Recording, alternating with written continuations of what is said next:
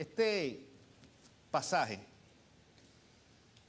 del libro de Hechos tiene un personaje que es muy conocido, pero muy poco hablado de él. Es extraño. Todo el mundo conoce o ha escuchado hablar sobre Esteban, conocido muchas veces como el primer mártir, ¿verdad? No consta, ¿verdad? Por lo menos en las escrituras sí aparece, pero no consta que sea el primero necesariamente, pero fue de los primeros. Fue de los primeros que entregó su vida por aquello en lo que creía y por aquello de lo cual estaba predicando, que era la realidad de Jesús como Señor, como Salvador, como el Mesías esperado y como el que vino para darnos liberación, no solamente a Israel, sino a cada uno de nosotros. Así que es un personaje muy conocido y que hizo algo muy particular que de una forma u otra marcó la vida de muchas personas en su tiempo y aún en nuestro tiempo, sigue marcando. Pero especialmente marcó la vida de un hombre que seguramente es mucho, mucho más famoso que él, mucho más recordado, mucho más hablado sobre él, mucho más conocido, que no es otro que el apóstol Pablo.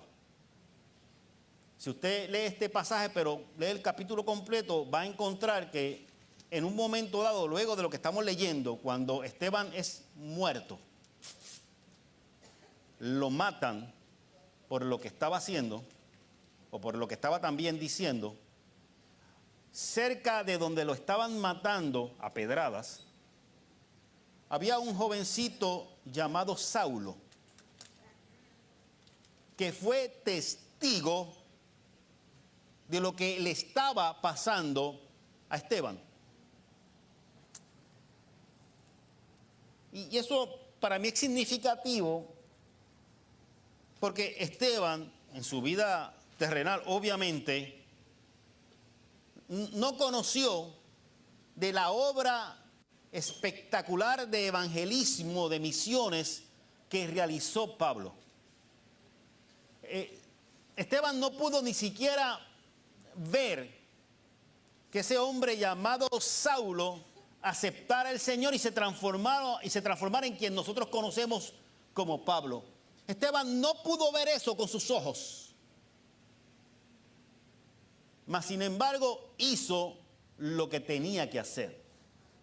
Y como dije, de Pablo conocemos a la saciedad. Yo creo que aparte de la figura de Jesucristo, es uno de los personajes que más se habla y de los cuales más se predica en ocasiones. Pero como dije, de Esteban muy poco se habla. ¿Quién era este Esteban? ¿Cómo era este Esteban, que es el que está hablando en el pasaje que acabamos de leer? Lo primero es que a Esteban la tradición siempre lo ha presentado como a un jovencito. De hecho, si usted busca muchas obras de arte, especialmente en lo que es Roma, va a encontrar que a muchos de los personajes bíblicos del Nuevo Testamento lo presentan siempre ancianos y con barba, así, ¿verdad? Bien tipo de personajes sabios. Mas, sin embargo, Esteban siempre lo presentan sin barba, sin bigote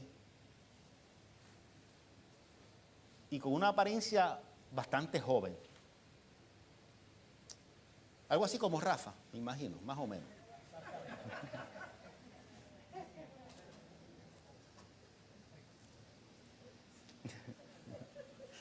A Rafa le gustan esas comparaciones. Es interesante, y yo quiero hacer énfasis en esto al principio, que por alguna razón el ser humano siempre crea estereotipos de lo que es una persona espiritual, de lo que es una persona consagrada, y dependiendo de su propio trasfondo, de cómo usted creció, se crió, en qué ambiente, lo que usted aprendió cuando vino a los caminos del Señor, de toda su vida, ese concepto que está en su mente siempre va a asociar lo que es una figura bíblica, la va a tratar de asociar con lo que usted entiende que es similar a lo que usted está pensando.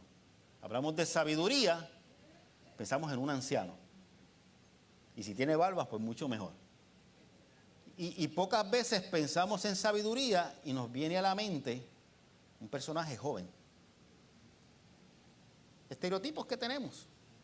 Porque hay gente anciana muy sabia, pues hay gente anciana que no son muy sabios. Hay gente joven que no tiene mucha sabiduría, pero hay gente joven que es muy sabia. Así que lo primero que tenemos que hacer en nuestra mente es tratar de sacar todos los estereotipos que hemos grabado y que de una forma u otra limitan la visión que el Espíritu Santo quiere darle a nuestros ojos para poder visualizar el mundo. Y cuando digo el mundo, entiéndase a las personas que nos rodean. Usted tiene que comenzar a ver a la gente que le rodea no a través de sus propios ojos, entiéndase, ¿verdad?, de sus experiencias o de sus paradigmas o de sus estereotipos, sino comenzar a ver a las personas a través de los ojos del Señor. Porque es el Señor el que conoce nuestro corazón realmente. Como decía, ¿verdad?, alguien que yo apreciaba mucho hace muchos años, ¿verdad? El Señor sabe de la pata que cogíamos, ¿verdad? ¿Habrá alguien aquí que cogea de alguna pata? Yo levanto mi mano seguida. A veces de las dos también. Y a veces nos dejan, cogemos hasta de las manos y nos dejan a veces. Pues, este Esteban muchas veces es visualizado como una persona joven. Los demás judíos, seguidores de Jesús, lo veían como alguien justo. ¿Por qué yo digo esto? Porque en un momento dado que había una controversia en medio de esa comunidad creciente de seguidores de Jesús, una vez que Jesús ya había muerto, había un problema grave en cuanto a las viudas de aquellos creyentes que hablaban griego. Me explico. Había judíos que vivían en Jerusalén, que quizás habían nacido en Jerusalén, que hablaban posiblemente hebreo o posiblemente arameo, pero había una comunidad fuerte que hablaba lo que era el griego, porque aunque quizás sus antecesores posiblemente sí eran hebreos, se habían criado en un ambiente totalmente diferente, con otra cultura que era la griega. Y cuando llegaba el momento de repartir el pan, el momento de repartir, porque recuerden que en la primera comunidad, la comunidad de fe, todos los que pertenecían a esa comunidad lo vendían todo, lo entregaban a los apóstoles y los apóstoles se encargaban con lo que todo el mundo había entregado de repartir lo que cada quien necesitaba, pero también se encargaban de ayudar a quien tenían que ayudar. Y a veces, ¿verdad?, hablamos de la iglesia primitiva como un ejemplo a seguir. Y si el pastor aquí dice que hay que venderlo todo y entregarlo, aparte de lincharme, yo no sé qué van a hacerme. Pero más allá de simplemente vender todo lo que tenían, tenemos que entender que lo que eso significa es que todo lo que tenían estaba al servicio del Señor. Yo te pregunto, todo lo que tú tienes, todo, repito, todo lo que tú tienes, ¿está al servicio del Señor? Amén. Amén. Tus posesiones, hasta el carro que te costó mucho comprarlo y mucho sacrificio y que tú lo cuidas más que nada, porque mira, los pagarés de los carros están prohibitivos. Está al servicio del Señor. Esa casa que te dio el Señor, yo no sé si tú no lo sé, si no te enteras esta mañana, la casa que tú tienes te la dio el Señor. Tú olvídate de la hipoteca que tú pagaste, tú olvídate del sacrificio que trabajaste durante 30 años, la casa que tú tienes te la dio el Señor. todo lo que tienes, todo tu tiempo está al servicio del Señor. Porque a veces nosotros asociamos que nuestro tiempo de servicio al Señor es el tiempo cuando vamos a la iglesia, cuando venimos al culto y adoramos juntos, o cuando la iglesia tiene una actividad especial y yo voy y la apoyo, o cuando salimos por la calle, ¿verdad?, en un grupo a evangelizar, o cuando hacemos la visita al enfermo, ¿verdad?, como iglesia. Asociamos que ese es el tiempo que yo tengo que dedicarle al Señor, y eso está muy bien, pero yo quiero que tú entiendas que todo tu tiempo, al igual que todas tus posesiones, todo tu tiempo te lo dio el Señor. Por lo tanto, todo tu tiempo tiene que estar de una forma u otra consagrado al Señor. Significa que cuando yo estoy en gestiones, no de la iglesia, entiéndase en mi trabajo, entiéndase en el lugar donde yo estudio, entiéndase compartiendo con mis amistades, ese tiempo también le pertenece al Señor. Y yo tengo que preguntarme si con ese tiempo yo estoy glorificando a Dios.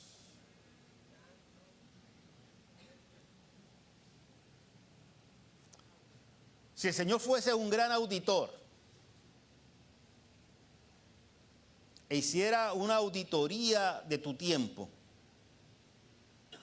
para ver en qué tú inviertes tu tiempo, y no solamente en qué tú inviertes tu tiempo, sino cómo inviertes tu tiempo, ¿qué encontraría? ¿Qué encontraría en la manera como tú hablas con tus amistades que no vienen a la iglesia? Y yo tengo amistades que no vienen a la iglesia y las aprecio en gran manera. ¿Qué yo hago con mi tiempo cuando alguien cerca de mí se equivoca y esa equivocación es en mi beneficio, pero yo en mi corazón sé que no es lo correcto?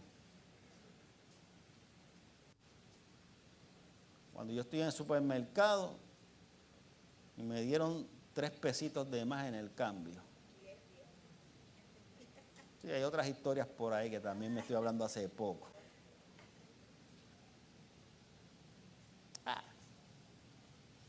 Total. Si esta compañía son de millonarios, olvídate de eso. Si Eco no tiene para darme a mí. Tacho, si total, con lo que yo le invierto a Marshall, que se equivoquen por 3 pesitos, eso no es nada.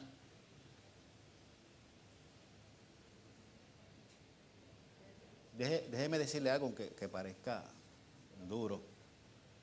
Eso es robo. Yo quisiera buscar una palabra más diplomática, más bonita, pero eso es robo. Y déjeme decirle que el que roba $1.000.000 en buen puertorriqueño es un pillo. Como las noticias que vemos por ahí, ¿verdad? De funcionarios públicos que se las arreglan de forma creativa, ¿verdad? Para echarse los fondos federales hasta los estatales en el bolsillo, y nosotros nos llevamos la boca y decimos que mucho pillo hay en la política.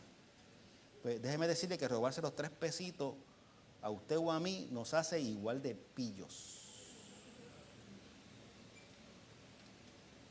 Como decía mi papá, ¿cómo te quedó el ojo?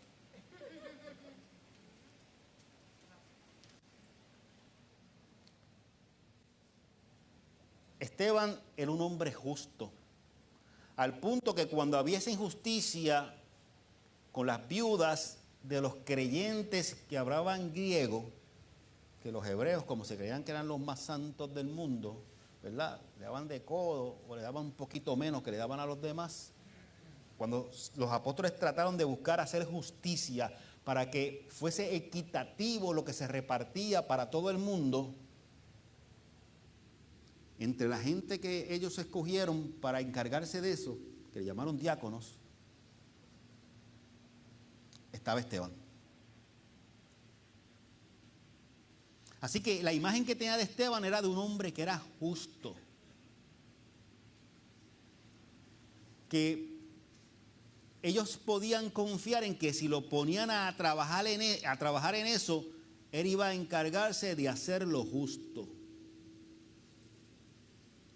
De la misma manera en que el Señor, cuando nos ha llamado para ser parte de su iglesia, para ser parte del pueblo de Dios y nos ha dejado sobre la faz de esta tierra, yo debo entender, por la experiencia de Esteban, que él ha visto algo de justicia en mí. Para que yo en medio de la sociedad que me toca vivir, que me ha tocado vivir, yo pueda ser agente de justicia.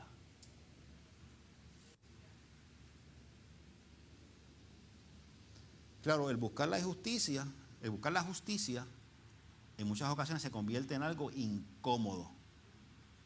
Porque para usted buscar la justicia, a veces hay que pisar callos. Y a nosotros no nos gusta pisar callos, porque cuando pisamos callos, caemos mal. Cuando pisamos callos, somos medios antipáticos. Cuando pisamos callos, ¿verdad? Somos un poquito, ¿verdad?, marginados, porque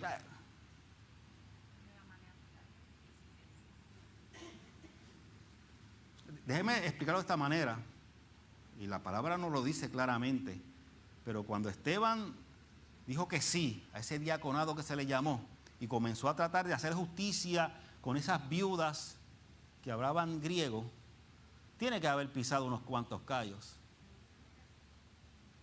Tiene que haber alguien dicho, ¿pero qué te pasa a ti? ¿Qué te pasa a ti? Pues la changuería tuya. Si tú eres uno de nosotros, ¿qué te pasa a ti? Que estás defendiendo a esas mujeres que no son puras de nuestro pueblo.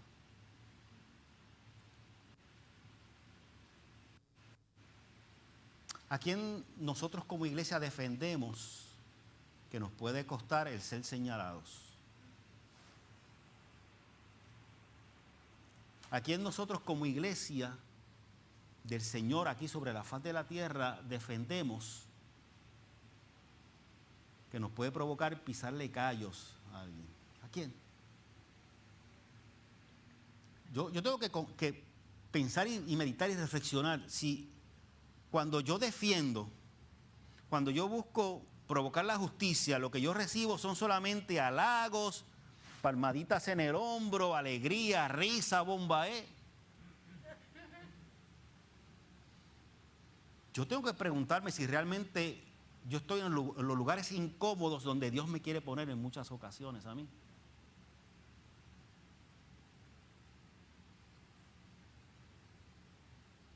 El precio del evangelio a veces es bien caro, extremadamente caro, no en dinero.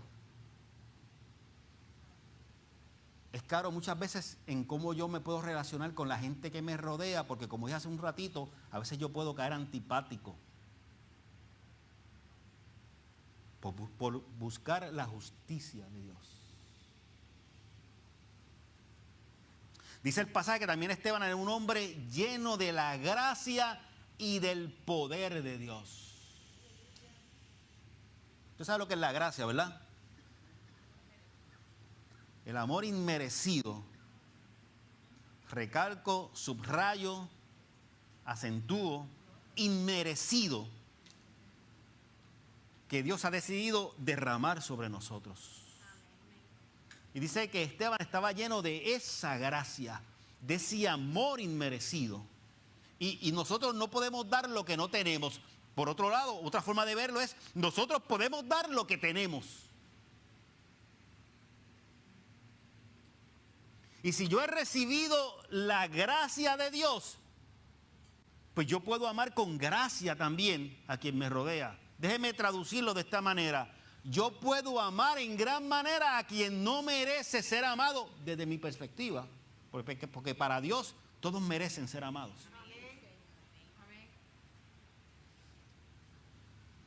Busquen el catálogo de su vida.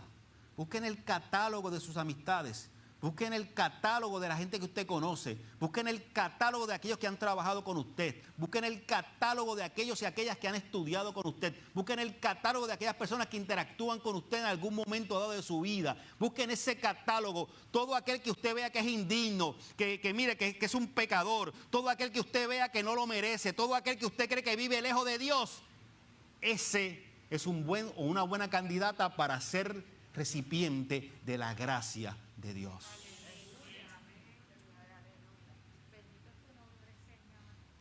Porque déjeme decirle, yo soy el primer pecador, por cuanto todos pecaron. Yo traté de buscar en la Biblia, no lo encontré, y lo busqué. A ver si algún lugar decía, por cuanto todos menos el pastor Pedro. Yo lo busqué y no lo encontré en ningún lado. Dice, por cuanto todos pecaron. Y aún yo siendo pecador, Él decidió amarme. ¿Y por qué aquel que yo veo enterrado, sumergido, abrazado por el pecado, yo puedo decir o pensar o decidir que no es merecedor de ese amor? ¿Por qué? Claro, el amor tiene que llevar acción. Claro.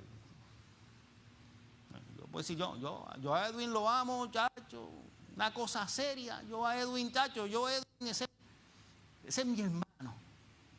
Ese es mi hermano, mira ahí de Cora. Ese es. Y cuando Edwin está ahí en necesidad, que está enterrado en que le falta algo, yo digo, bueno, que resuelva a él. Yo voy a orar. Yo voy a orar. Porque Dios es todopoderoso. Sí, Dios es todopoderoso, pero usted es su instrumento. Sí, no, porque ya nos volvemos, fíjate, tenemos un doctorado en vamos a orar. Pero qué problema para vamos a actuar.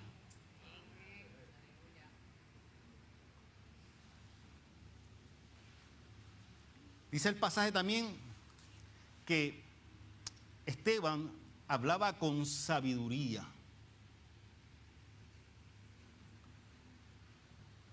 Porque este Esteban, que de hecho, por eso fue que se buscó el problema que se buscó, que le costó la vida.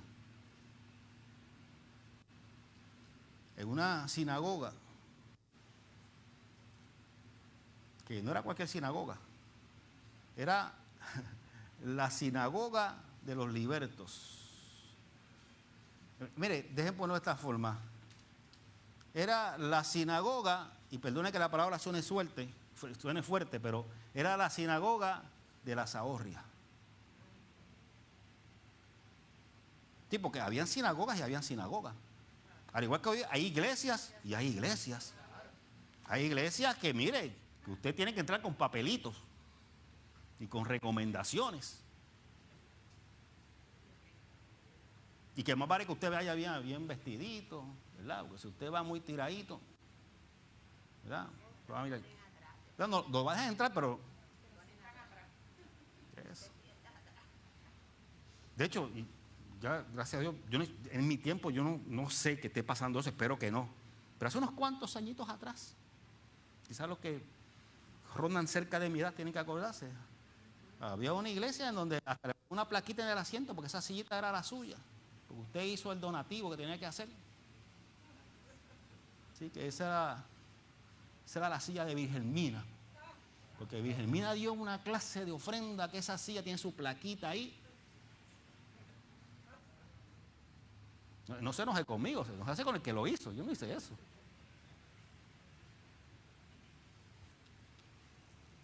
Y en esa sinagoga de los libertos, en donde era gente que sí, eran judíos, pero usted sabe, no era, ¿verdad?, del high class.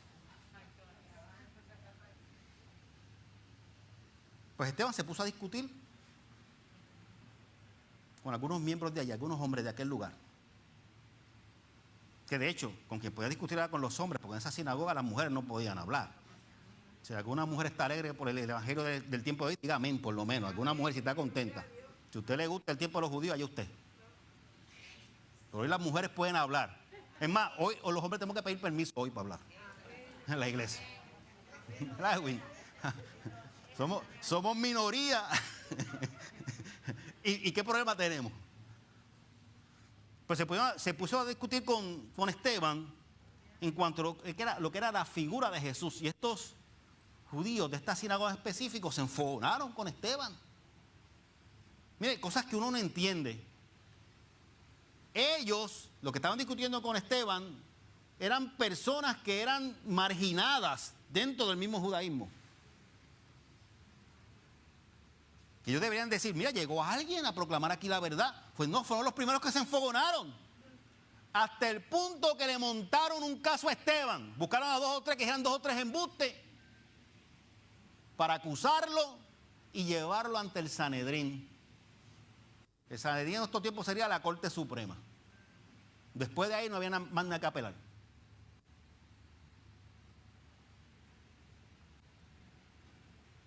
Y el problema por qué ellos se molestaron es porque hablaban con Esteban de tal manera que Esteban tenía tanta sabiduría con sus palabras que ellos no encontraban argumentos para callarlo.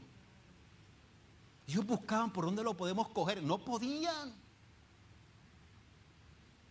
Porque era un hombre que hablaba con sabiduría.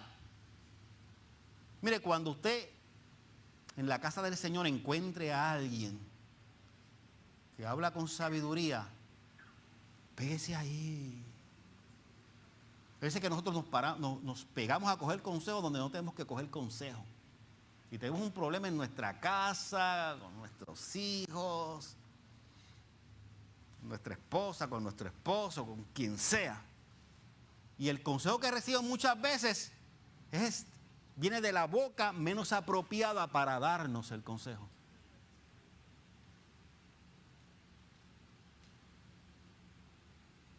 Y un consejo es tan bueno como el oído que lo recibe. Pues yo puedo dar el mejor consejo del mundo. Pero si la persona no quiere recibirlo, no quiere recibirlo.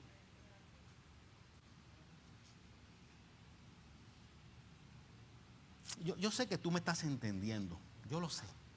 Porque todos hemos conocido a alguien que sabemos, cuando estamos en el problema serio, cuando estamos en el momento difícil, acudimos ahí porque sabemos que ahí hay sabiduría, ahí hay temor de Dios, ahí hay el deseo ahí de mi bienestar, ahí hay un buen deseo de que yo tenga una buena relación con Dios. Cuando usted tenga un problema en la iglesia y usted vaya de un hermanito, una hermanita y le diga, tacho, salte de esa iglesia, vete corriendo, tenga cuidado. Porque aun cuando a la iglesia que sea esté mal, una persona sabia en el Señor va a buscar que esa persona mantenga su relación con Dios a través del cuerpo de Cristo.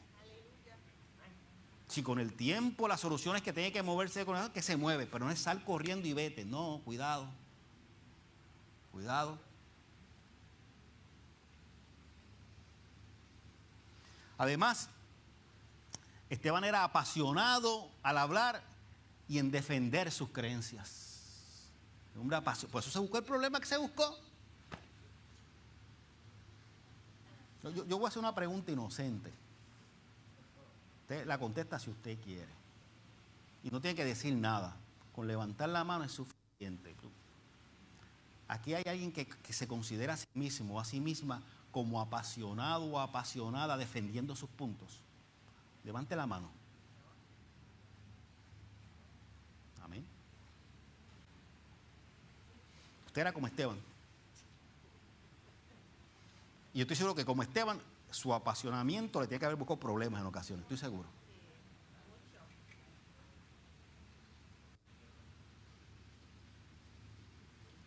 Ahora, escúcheme bien. Ser apasionado no es sinónimo de ser irrespetuoso. Cuidado. Y como dice un buen refrán muy viejo, que dijo algún líder de Puerto Rico hace muchos años, la verdad no grita, la verdad convence. ¿Verdad? Y me perdonan que utilice ese estribillo, que eso que lo dijo un político, pero la verdad es la verdad de donde venga, y eso es cierto. Hay que hacerlo con respeto. Además, la presencia, dice el pasaje, del Espíritu Santo era tan fuerte, la presencia del Espíritu Santo en Esteban era tan fuerte, que cuando lo llevaron donde el Sanedrín para juzgarlo, los que estaban viéndolo se dieron cuenta que su rostro comenzó a brillar como el rostro de un ángel.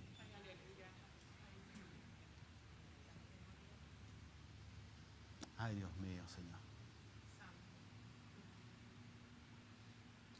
Si en medio de mi pasión por defender mis puntos,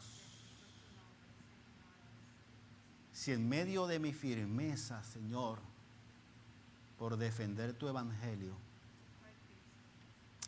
la gente no percibiese en mi ofensa, sino que percibiese el brillo de tu presencia, Señor. Ayúdanos, Señor. Así que Esteban era una persona muy particular, no era cualquier persona. La cosa es que cuando a Esteban lo arrestan y lo llevan donde el Sanedrín, ese hombre comienza a decir este único discurso.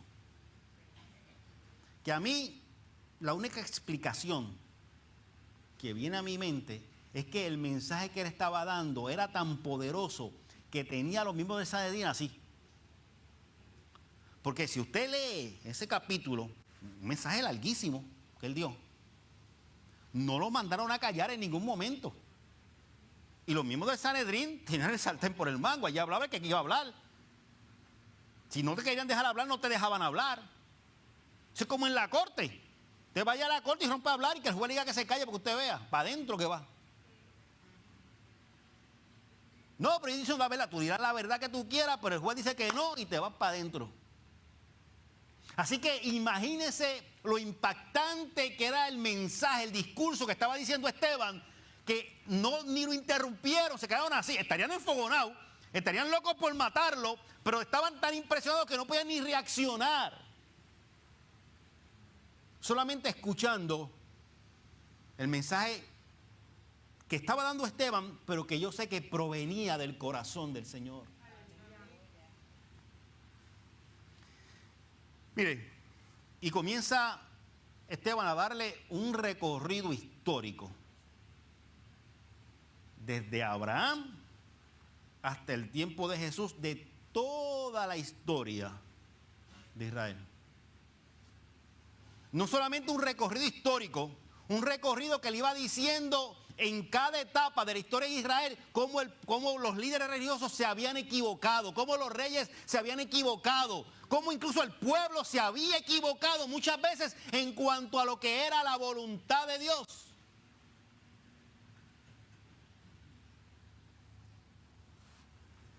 Mire, y cuando usted le citan los hechos en la cara, usted no tiene más remedio que levantar las manos y decir, bueno, ¿qué yo puedo decir?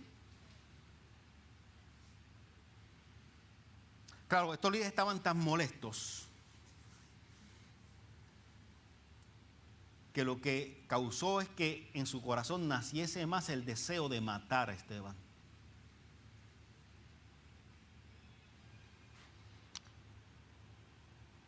Es algo bien interesante porque la forma como Esteban enfrenta al Sanedrín es con su propia historia. No es con el parecer de Esteban. No es con la interpretación de Esteban. Él le dijo, mira, estos son los hechos. Estos son los hechos históricos que como pueblo hemos vivido.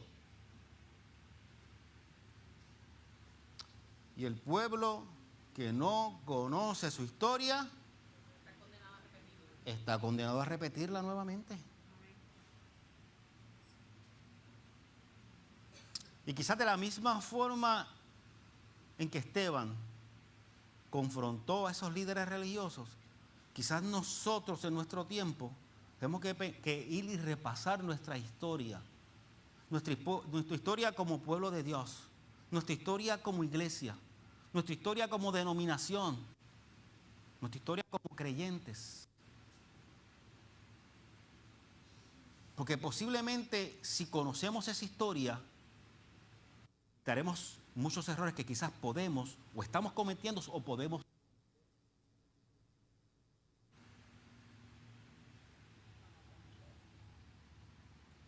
¿Qué tan bien tú conoces tu historia? Vamos a comenzar por el principio. ¿Qué tan bien tú conoces tu propia historia? ¿Cómo tú llegaste a este lugar? ¿Qué pasó en tu vida? ¿Qué tuviste que enfrentar? ¿En qué hoyos te caíste? ¿Qué victorias obtuviste? ¿Qué malos ratos viviste? ¿Qué alegrías disfrutaste? ¿Cómo aconteció tu vida? Y si conoces esa vida y cómo te trajo a este lugar en el cual estás ahora, en este momento. Porque posible en tu caminar por tu vida muchas veces cometiste errores. Yo los cometí.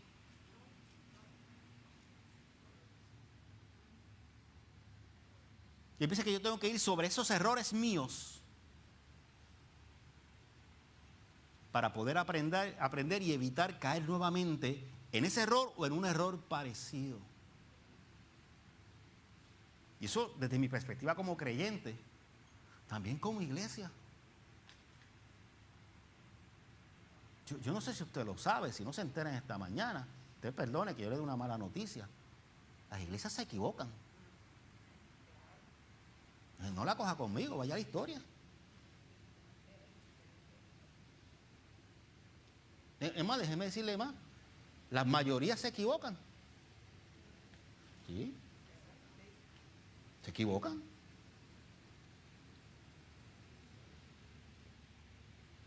¿Cuáles han sido nuestros errores como iglesia?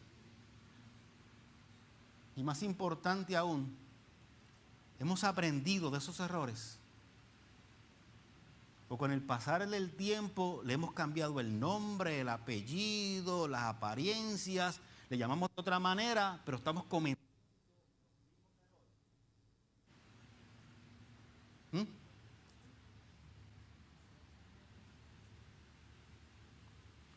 Si a su mente le viene el pensamiento fugaz de decirle, no, pero nosotros como iglesia no nos hemos equivocado, cuidado, porque el que le está hablando no es Dios.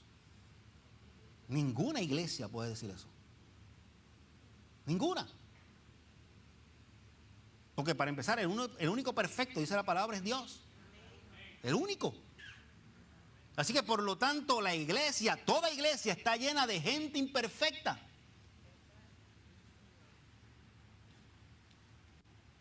Pero como dije hace un momento, de nuestros errores podemos aprender. Lo que pasa es que no nos gusta ir a nuestros errores. No son cómodos. Es más fácil celebrar las victorias, es más fácil, ¿verdad?, celebrar los aciertos. Es incómodo ir a nuestros errores. Pero es necesario en ocasiones para poder aprender y comprender. Y me parece algo interesante que Esteban le llama a estos líderes incircuncisos de corazón. Esa frase a mí me llamó la atención. Incircuncisos de corazón. Un incircunciso, en buen español, era un hombre que no se había hecho la circuncisión. Y todo buen judío se tenía que hacer la circuncisión, todo. Usted no le busque la vuelta, no era compatible una persona sin circuncisión y un judío. Eso no era aceptable. Si usted era hebreo, si usted era judío, si usted se había hecho judío, había que circuncidarlo. Si no, vaya a las historias de Pablo, lo pasó con los gentiles. Y él le llama a esos líderes religiosos incircuncisos de corazón. ¿Usted sabe lo que eso significa? Que aunque físicamente tenían la circuncisión, en su corazón no eran lo que aparentaban ser.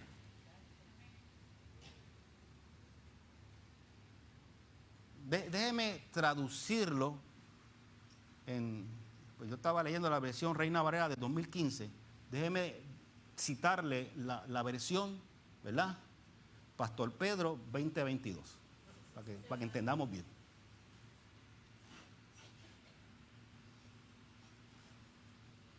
Yo puedo entender que cumplo con todos los requisitos litúrgicos, pero si mi corazón está alejado de Dios a tal punto que mis acciones no son la voluntad de Dios, yo soy un incircunciso del corazón.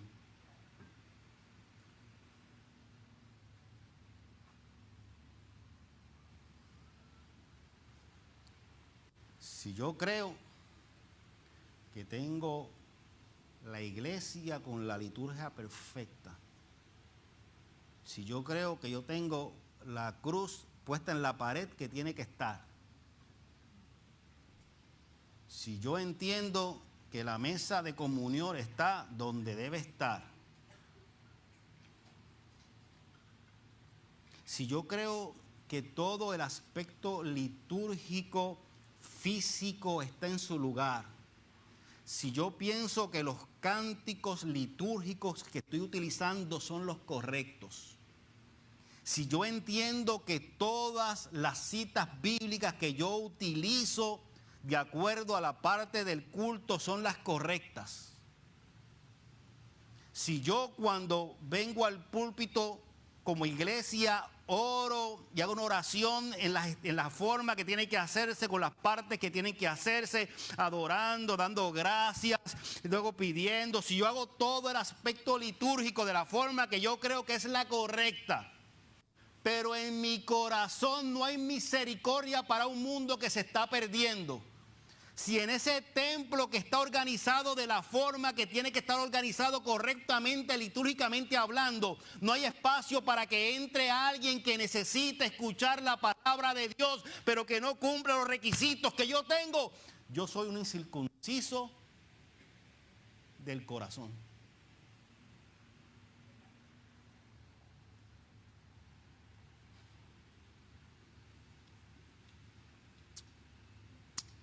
A mí se escucha por lo menos una amén, Edwin, por lo menos uno.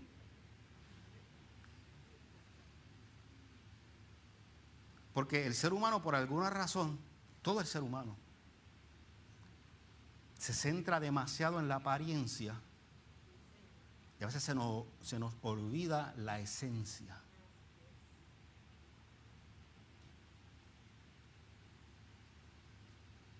Y no se enoje conmigo, vaya al Nuevo Testamento. Cuando Jesús entró y viró las mesas de arriba, ¿usted se acuerda? Aquello litúrgicamente estaba perfecto. De hecho, las mesas que él viró tenían un significado litúrgico. Era para los holocaustos que había, el dinero que había que dar, ¿verdad? De la forma, en el cambio que tenía que ser. Tenía una razón litúrgica. No crean que fue que estaba inventado en el aire. Había una razón litúrgica para todo aquello. Pero aunque litúrgicamente era correcto, la forma como salía del corazón de quienes lo estaban ejecutando no era el correcto.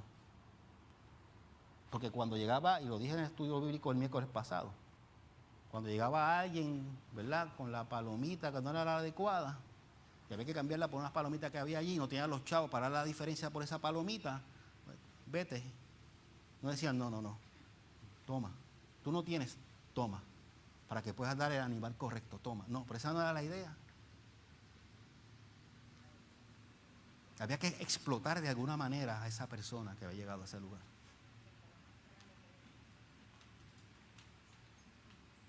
Y por eso, lo dije ahorita, cuando hablamos de las ofrendas, y a mí me gusta repetirlo de vez en cuando porque es importante.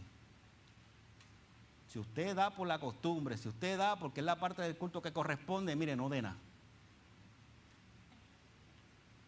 Porque ese no es el deseo en el corazón de Dios.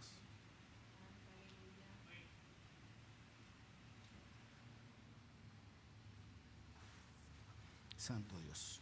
Yo me preocupo cuando hay mucho silencio. Están meditando, sí, yo sé. Mire, si nosotros nos encerramos en nuestra comunidad y en nuestra resistencia en ocasiones a la renovación, en palabras de Esteban, somos incircuncisos del corazón. La iglesia del Señor por naturaleza, tiene que sufrir, y lo ha sufrido a lo largo de los siglos, una constante renovación.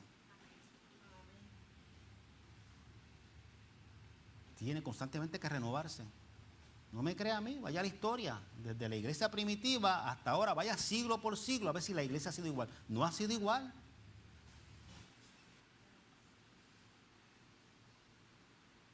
Se ha ido renovando con el pasar del tiempo. Y a mí a veces me da gracia, ¿verdad? Porque a veces nos amarramos a las cosas y a veces le damos un significado tan espiritual que originalmente no era espiritual. Una vez yo lo mencioné aquí. Si usted va a la historia, en la primera iglesia metieron un órgano. Por poco hay que cerrarla.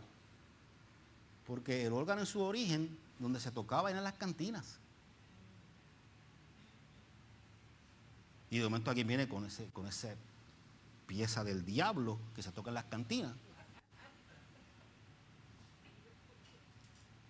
Entonces, el tiempo pasa y ahora lo vemos como lo más... No asociamos un órgano si no es en una iglesia. ¿Usted me está entendiendo? Porque la iglesia ha sufrido renovación a lo largo de toda la historia.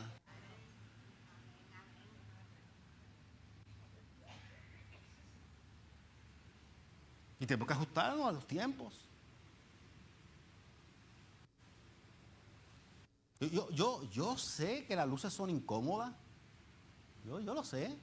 Y yo sé que el pobre grupo de adoración a veces se siente como Alcapurri allá en Piñones. Yo lo sé. Yo lo sé. Pero el tiempo moderno donde los cultos se transmiten necesitan iluminación. ¿Usted me entiende? Y que conste, estoy en mi mente pensando, no estoy pensando en nada ni en nadie, ¿verdad? Porque usted dice, el pastor lo estará diciendo por mí. No lo estoy diciendo por nadie, lo digo por mí.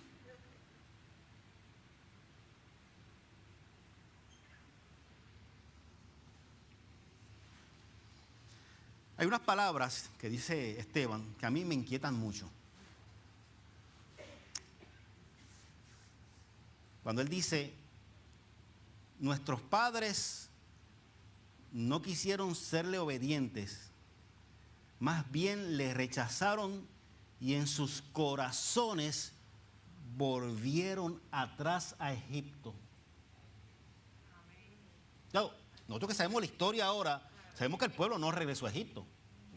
No lo sabemos ahora porque cuántas escuelas bíblicas, o sea. Nosotros sabemos que el pueblo no volvió físicamente a Egipto. Pero Esteban está diciendo que los padres, que esos padres en un momento dado, ¿verdad? Volvieron en sus corazones a Egipto. Usted físicamente puede estar en un lugar, pero si su corazón no está en ese lugar, no está. Usted puede estar aquí en el templo en esta mañana, pero si usted lo que está pensando en las habichuelas que dejó ablandando, en el arroz que tiene que preparar, en el pollo que se me olvidó adobarlo, usted puede estar aquí físicamente, pero su corazón no está aquí.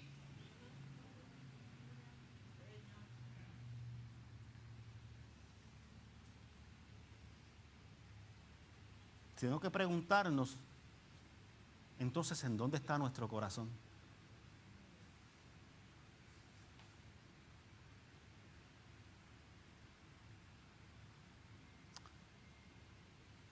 Me pregunto yo, ¿en donde hay necesidad está nuestro corazón?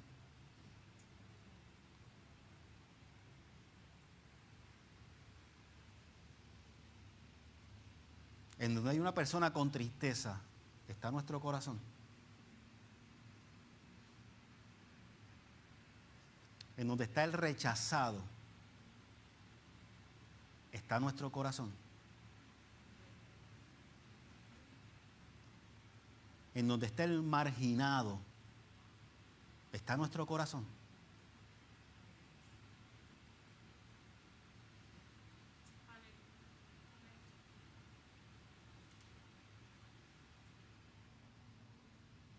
Yo voy a tener que hablar con Dios.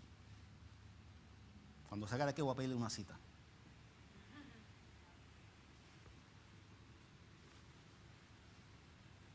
Porque yo lo que hago es orar y pedirle dirección a Dios. Y después termina el servicio y me dicen, pastor, nos dio duro. me eche la culpa a mí. Yo hago lo que yo he aprendido a hacer. Preguntarle a Dios, pedirle dirección y obedecer su voz.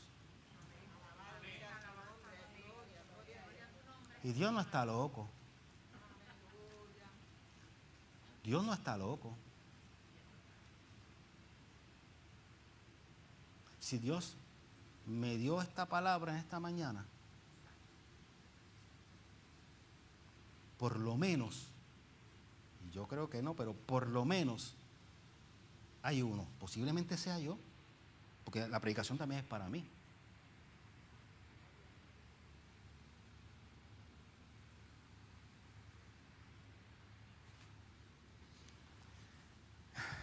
Miren, el pueblo cuando salió de Israel, desde que salió de Israel, salió protestando. ¿Usted se acuerda de eso? En cada paso protestó. Por el agua, por la comida, porque había que esperar, porque Moisés se desapareció y no aparecía por ningún lado. Porque estaba caliente. Y después por la noche que estaba muy frío. El pueblo lo que hizo fue protestar. No solamente en su salida de Egipto, ojalá hubiese sido solamente su salida. Juan estuvo protestando por 40 años. ¿Tú sabes lo que son 40 años protestando, Juan? Yo no sé quién aguanta tanto tiempo protestando. Ellos estuvieron 40 años protestando. Yo ya sé que no escuché eso.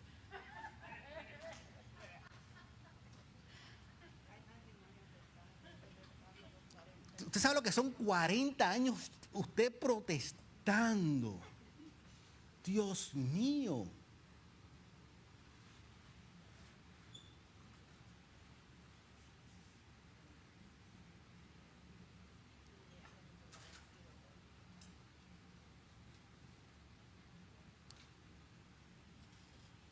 Quite su mirada del pueblo de Israel que salió de Egipto por 3 segundos. Quite su mirada, por favor. Es más, quite su mirada por 3 segundos de su iglesia. Quítela.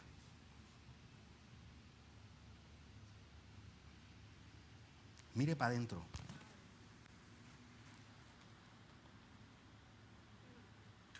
Y pregúntele a Dios: Señor, yo protesto mucho.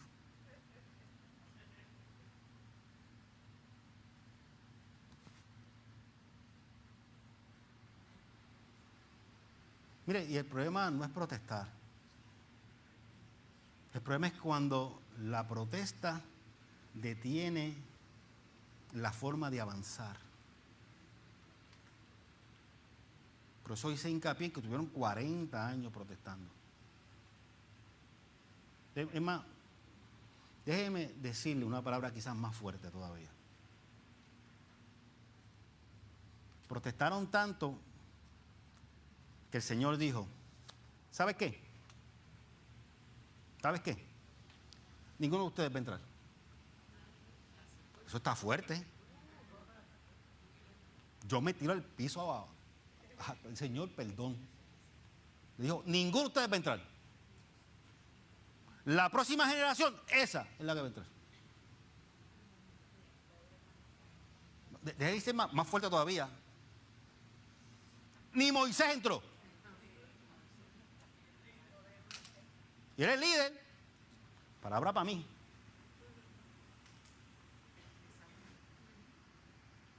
Ni el líder entró. El problema no es protestar, el que eso detiene el avance de los planes de Dios.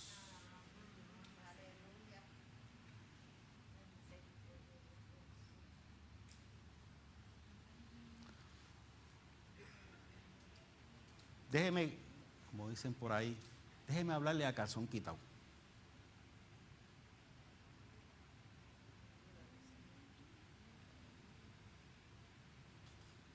¿Usted sabe para qué Dios lo tiene aquí en este tiempo?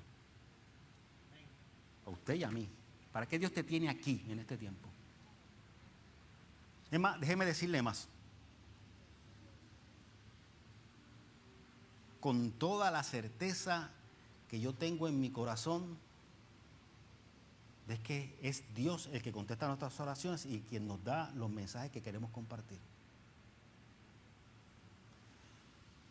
El mensaje del Señor de esta mañana son para cada uno de los que está aquí presente y cada uno de los que está conectado en esta hora. El que no se conectó o el que no vino, el Señor tendrá sus planes, yo no sé. Pero si usted está aquí, usted está conectado, esta palabra es para usted. Y para mí.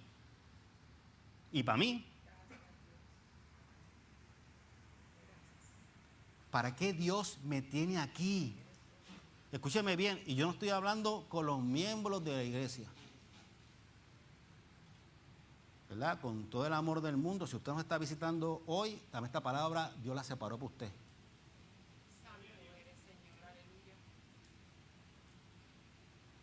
Porque Dios le habla a su pueblo, pero también le habla a quien no es de su pueblo a veces. Dios le habla al que está firme, pero le habla también al que está a veces alejado. Le habla en que en su corazón quiere servirle, pero por alguna razón no lo está haciendo. La palabra de Dios siempre, siempre está disponible para nosotros. Y la palabra de esta mañana es para nosotros. Si cuando usted está leyendo esta palabra, usted pensó por un momento, qué pena que fulano no esté aquí, ese pensamiento no es del Señor, porque este mensaje es para usted. No es para el que no está, es para usted. ¿Para qué Dios te tiene aquí en este tiempo? ¿Para qué Dios te ha hecho miembro de esta iglesia? ¿Para qué Dios te ha permitido venir y visitar esta iglesia? ¿Para qué Dios te dio hoy un día más de vida? ¿Para qué Dios te ha traído a este lugar para escuchar esta palabra? ¿Para qué? ¿Para qué?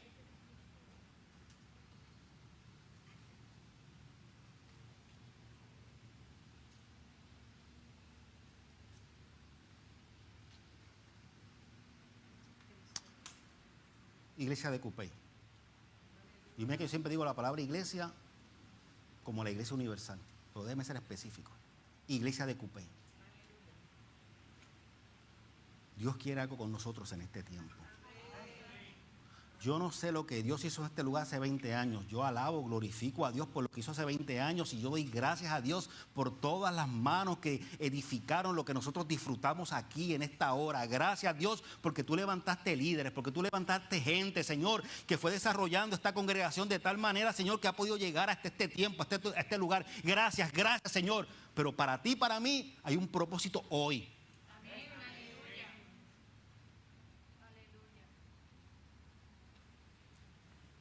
Y escúchame bien.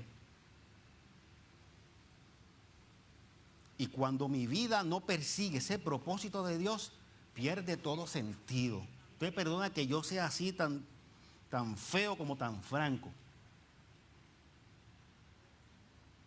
Cuando lo que yo realizo no está en el propósito de Dios, yo no estoy en esa búsqueda del propósito de Dios, mi vida pierde todo sentido. Y Dios llama. Y Dios inquieta. Yo soy testigo, yo sé lo que es estar en una iglesia, y no lo voy a decir ahora porque lo dije en otros testimonios que he dicho anteriormente. Yo sé lo que es convertirme al Señor y yo sé lo que es alejarme del Señor. Por muchos años me alejé del Señor. Pensaba yo que me alejaba del Señor. El Señor estaba detrás de mí todavía. Y cada vez que yo me creía que estaba, otra vez. Porque el Señor no se cansa. Y cuando le dio con uno, le dio con uno. Me dice, cuando puso la mirada de alguien. Rafa, y cuando me mira a mí, no mira más nadie. Y yo puedo decir, no, porque hay 20 más. Te estoy mirando a ti. Y es a ti que te estoy llamando. Y es a ti que te estoy inquietando. Pero Señor, yo no te sirvo. Pues pero te estoy mirando. Cosa que el pueblo judío no entendió. Por eso es que Esteban tuvo que ser tan duro, porque ellos no entendían. Es más, si Esteban me hubiese dado el discurso que dio, yo se lo hubiese corregido. Sí. Estaba muy bonito, pues te quedó algo. Ese me quedó. No me pusiste a Ruda ahí. La moabita. Se te olvidó decir que este plan va para todo el mundo. No son para unos cuantos, no son para los separados. No es para un grupo seleccionado. El llamado es para todos. Aunque tú pienses que no eres pueblo de Dios, el mensaje también es para ti, como era para Ruth.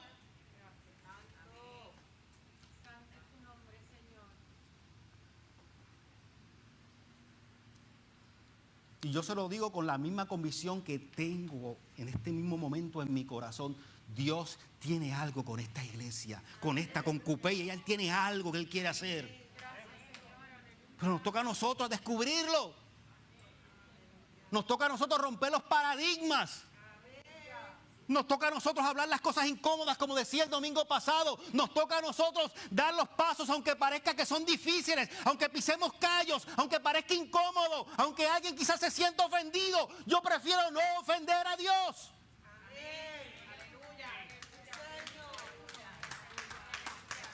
Porque Dios es el que me va a juzgar.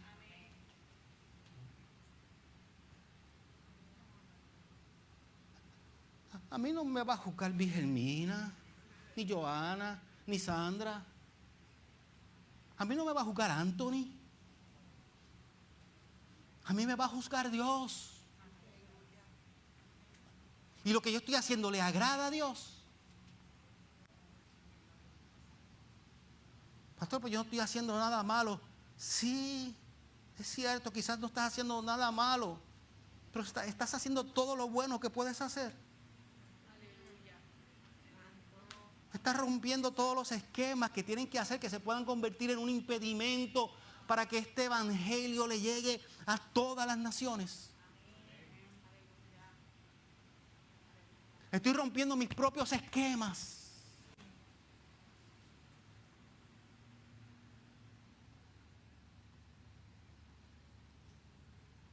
Santo Dios.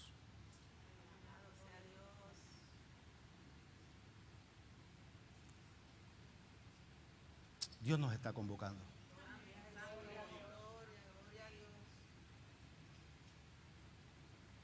Yo no sé qué usted va a hacer.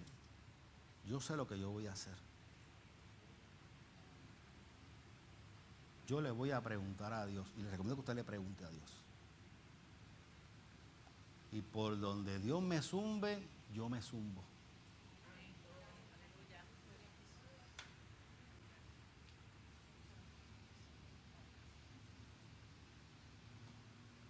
Déjeme decirle algo y con esto voy concluyendo porque tenemos Santa Cena.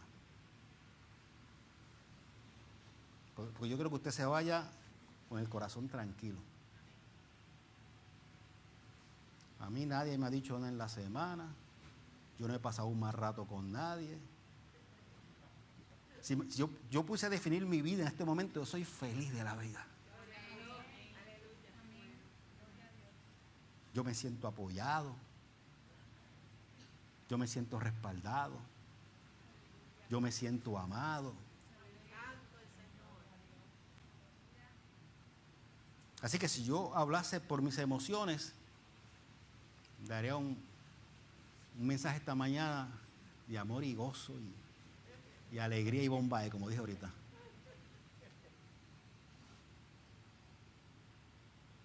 El problema es que no es como yo me siento. ¿Usted se ha preguntado cómo se siente Dios? Los que tienen aquí hijos, los que tienen hijas, los que tienen nietos, los que tienen nietas, cuando su hijo, su hija, su nieto, nieta, va por el camino equivocado, no es que esté haciendo nada malo, pero cuando no está buscando de Dios como usted quisiese, ¿cómo usted se siente? Usted es padre, usted es abuelo, usted debe saber. Y no es que están haciendo nada malo, pero no están buscando de Dios como yo creo que debe buscar. Uno se siente, ay, qué bueno que está estudiando, qué bueno que no está en vicios, qué bueno que anda con buena compañía, qué bueno que es un buen muchacho, qué bueno que es una buena muchacha. Pero Señor, le falta. Le falta. Y eso no puede permitir que usted esté, ¿verdad?, contento o contenta, porque es algo que usted ama mucho. Vuelvo y te digo, ¿tú te has preguntado cómo se siente Dios en esta hora contigo?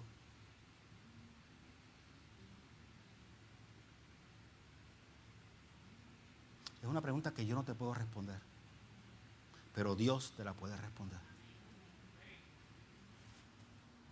Santo Dios.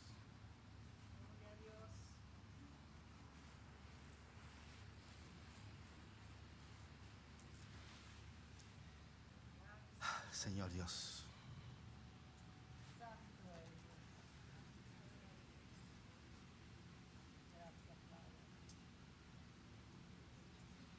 Adoración, pasen, por favor. Tu adoración, pasen. Pasen, por favor. Santo Dios. Póngase de pie. Yo he entregado lo que Dios ha puesto en mi corazón. Dios es mi testigo, no me he quedado con nada. Señor, lo que me diste, lo di. Ya yo hice, como dicen por ahí, ya hice el delivery, ya yo entregué. La pregunta es, ¿qué tú vas a hacer con eso que recibiste a esta hora, que recibiste ahora? ¿Qué vas a hacer? Yo te voy a pedir, por favor, que inclines tu rostro y cierres tus ojos. Gloria a Dios. Por si alguien tiene curiosidad, porque el pastor siempre dice eso. Porque yo quiero primero que te concentres en ti en esta hora. Y en segundo lugar, para que tú no seas impedimento para alguna vida que quiera reaccionar. Así que si puedes, inclina tu rostro, cierra tus ojos. Es el momento del obrar del Espíritu Santo de Dios.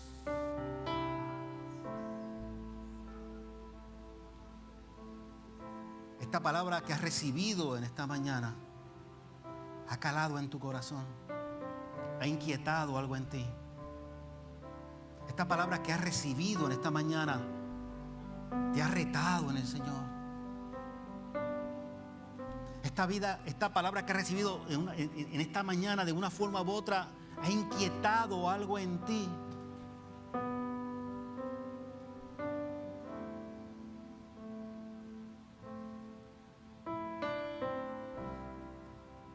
Si ha inquietado algo en ti, si ha tocado algo en tu interior,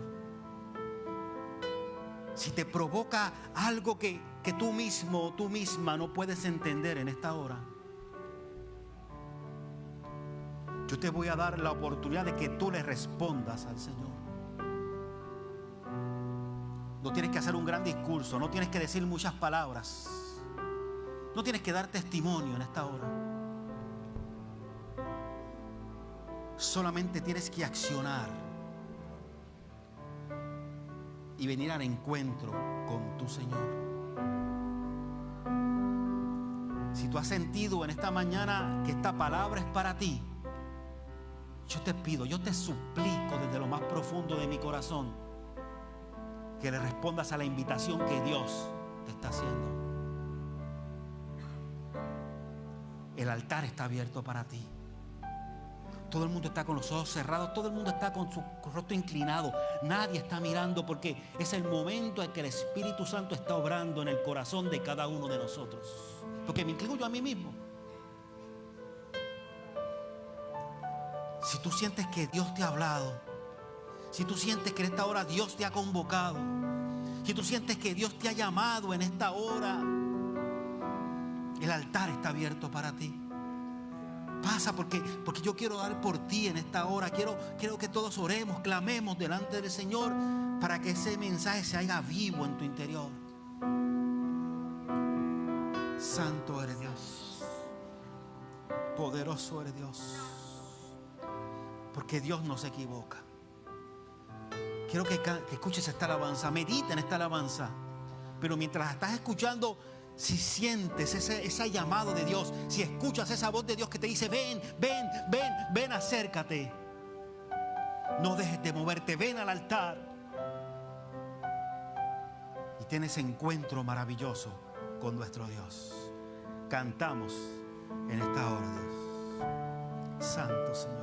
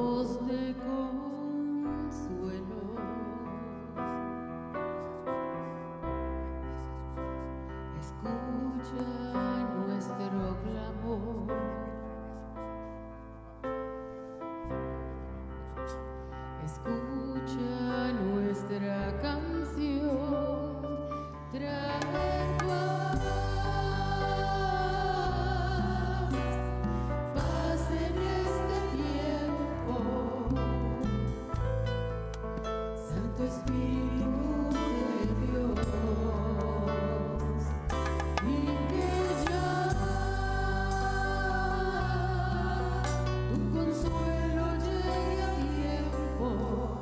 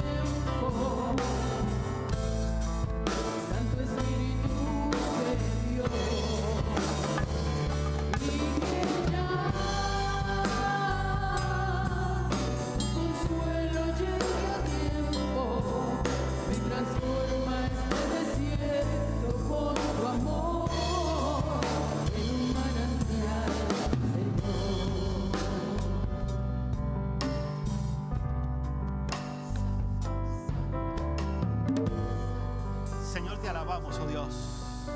Glorificamos tu nombre en esta hora y te damos gracias, oh Padre. Gracias porque sabemos, Señor, que tu presencia siempre llega a tiempo, Dios. Te pedimos, oh Padre de la gloria, Señor, que todos aquellos que hemos recibido, Señor, de tu palabra, oh Dios, Señor, transforme todo nuestro interior. Queremos servirte. Queremos, Señor, obedecerte. Reconocemos, Señor, los obstáculos y las situaciones, Señor, que de una forma u otra retrasan, Señor, oh Padre, tu voluntad para cada uno de nosotros. Creemos que en ti hay poder y creemos, Señor, que a pesar de esos obstáculos, Señor, tu poder es mayor. Oh Padre, en ti descansamos y te pedimos que transformes nuestra vida, que transformes nuestra mente y que transformes todo aquello que tenga que ser transformado, Señor, no solamente para responder a tu llamado, sino para poner también nuestras manos en el arado y hacer la obra para la cual tú nos llamas en este tiempo. Gracias, Señor. Gracias, Padre, en el nombre poderoso de Jesús. Amén. Amén. Denle un aplauso fuerte a nuestro buen Dios. Puede sentarse, puede sentarse. Pedirle al cuerpo de diáconos que vaya pasando. Vamos a compartir los elementos en esta hora. Santo Dios. Santo Dios.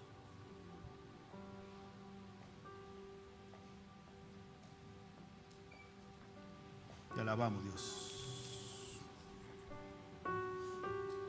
Gloria a ti, Señor. Santo Dios. Te alabamos, Dios. Pero el cuerpo de diáconos que vaya preparando la mesa para esta hora compartir.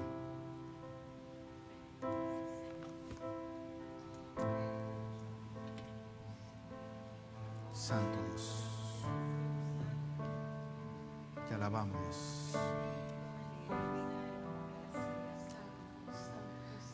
Santo eres Dios.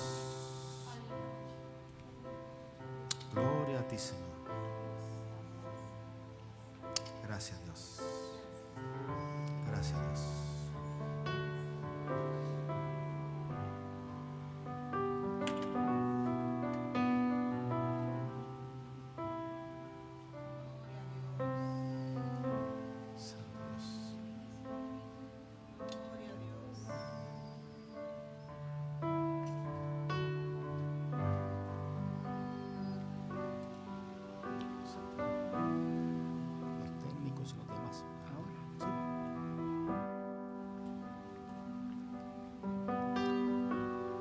Póngase de pie en esta hora. Vamos a compartir estos elementos.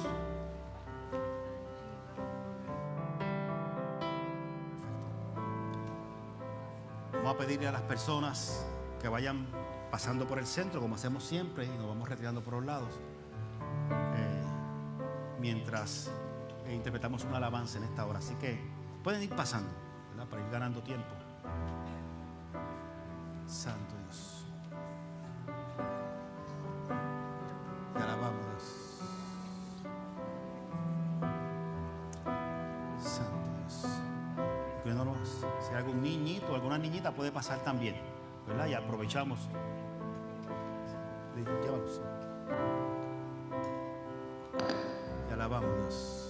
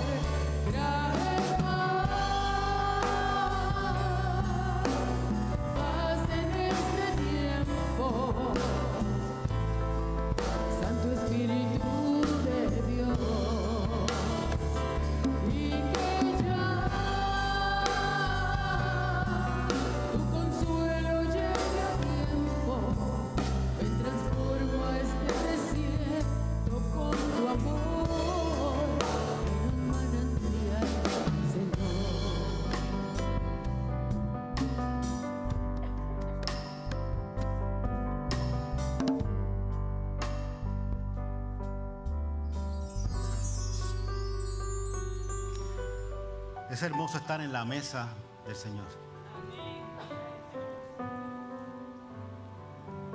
Y es hermoso poder compartir un momento tan especial.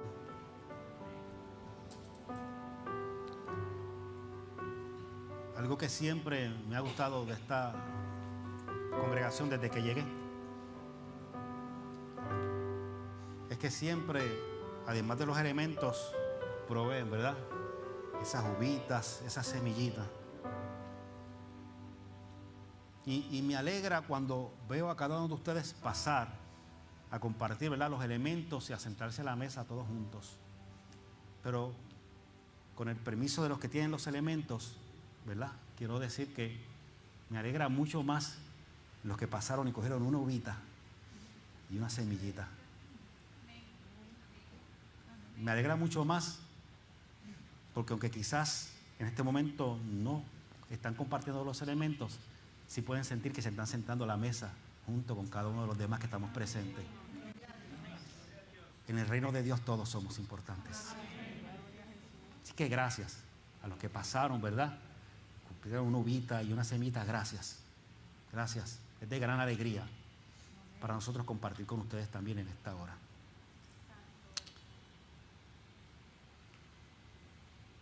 Vamos a dar gracias por estos alimentos. Demos gracias a Dios por esta oblea, por este pedacito que representa el pan, ¿verdad? El cuerpo de Cristo. Porque es un privilegio hermoso poder sentarnos a la mesa, pero es un privilegio hermoso el saber que ese sacrificio en nosotros toma sentido. Si voy a pedir a nuestra hermana Angie que tenga una oración por estos. Dame un micrófono, por favor. Ahí por acá, gracias. Por acá, Angie. Aleluya. Padre nuestro que estás en los cielos, santificado y bendito sea tu nombre. En esta hora, Dios, en esta hora te damos gracias por este hermoso privilegio de sentarnos a la mesa en la cena contigo. Oh Señor, gracias. Te damos gracias por este pan que representa tu cuerpo inmolado allí en la cruz del Calvario. Gracias, Señor, por tu palabra que nos dice que estamos escondidos con Cristo en ti, Señor. Por eso te adoramos y te damos gracias por el privilegio de sentarnos a tu mesa. Y gracias por este pan que representa tu cuerpo. En el nombre de Cristo Jesús. Amén. Amén. Vamos a dar gracias también por esta copa. Por ambos elementos, luego lo compartimos juntos. Porque simboliza esa sangre preciosa que fue derramada. Cada gota de Jesús que fue derramada fue por ti y fue por mí. Cada gota. Que ninguna de esas gotas sea desperdiciada. Así que pedimos a nuestra hermana Jenny que en esta hora dé gracias a Dios por esta copa. Aleluya. Aleluya, gloria al Señor. Gracias. Padre, en esta hora estamos agradecidos de ti, Dios eterno, porque podemos celebrar esta cena delante de tu presencia, Dios eterno, con tu amor y tu misericordia que hoy nos ha reunido aquí. Dios, gracias por este fruto de la vid, por este fruto de la vid que representa la sangre del nuevo pacto. Ese pacto y esa sangre que fue derramada en la cruz del Calvario para remisión de nuestros pecados, para el perdón de nuestros pecados. Padre, haznos recordar lo que hemos hecho que no te agrada, Señor, y que podamos venir arrepentidos delante de ti antes de tomar estos elementos, Señor, para que también te agrade el haber compartido esta cena contigo. En el nombre de Jesús hemos orado. Amén. Amén. Gloria a Dios. Gracias. Santo Dios. Porque yo recibí del Señor la enseñanza que también les he transmitido. Que el Señor Jesús, la noche en que fue entregado, tomó pan y habiendo dado gracias, lo partió y dijo: tomen, coman. Esto es mi cuerpo que por ustedes es partido. Hagan esto en memoria de mí. Podemos comer del pan.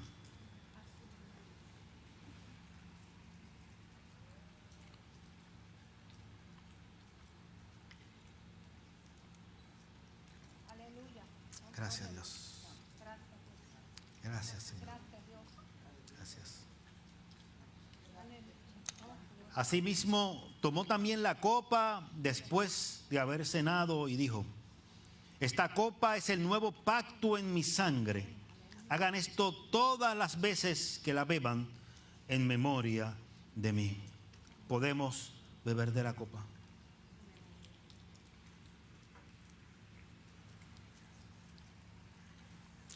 Gracias, Dios. Gracias, Dios. Y termina este pasaje diciendo: todas las veces que coman este pan y beban esta copa, anuncian la muerte del Señor hasta que Él venga. Anunciamos su muerte, pero recordamos que Él volverá. Porque Él murió, pero resucitó. Y prometió que de la misma manera en que se había ido, así regresará por ti y por mí. Gracias, Padre, te damos, Señor. Señor, por estos elementos que hemos compartido, por habernos sentados juntos a esta mesa, oh Señor. Te pedimos, oh Señor de la gloria, que de la misma manera en que nos hemos sentado en esta hora a compartir estos elementos, Señor, que sigas tú trayendo a las vidas y a las vidas que han de llegar a este lugar para sentarse junto a nosotros, Señor, en esta mesa. Ayúdanos, Señor, a recibir a aquellos que tú traes, Señor. Y ayúdanos, Señor, también a salir y buscar a aquellos que tú deseas que busquemos, Señor. Gracias, Padre. Te lo pedimos todo en el poderoso nombre de Jesús. Amén y amén. Gloria a Diaconal.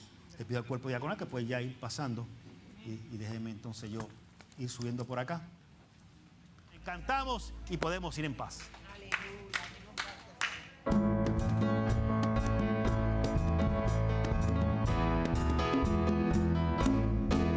Tenme brillando, Señor, tenme brillando por ti.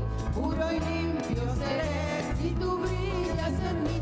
Tenme brillando, Señor, tenme brillando por ti.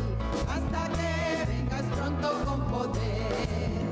Oh, llévame a la roca más alta, Señor. Llévame, Señor, yo te seguiré. Oh, llévame a la roca más alta, Señor, y allí tu testigo seré. Tenme brillando, Señor, tenme brillando por ti. Puro y limpio seré si tú brillas en mí. Tenme brillando, Señor, tenme brillando por ti. Hasta que vengas pronto con poder. Oh, llévame a la roca más alta, Señor. Llévame, Señor, yo te seguiré. Oh, llévame a la roca más alta, Señor, y allí tu testigo seré. Y allí tu testigo seré. Y allí tu testigo seré.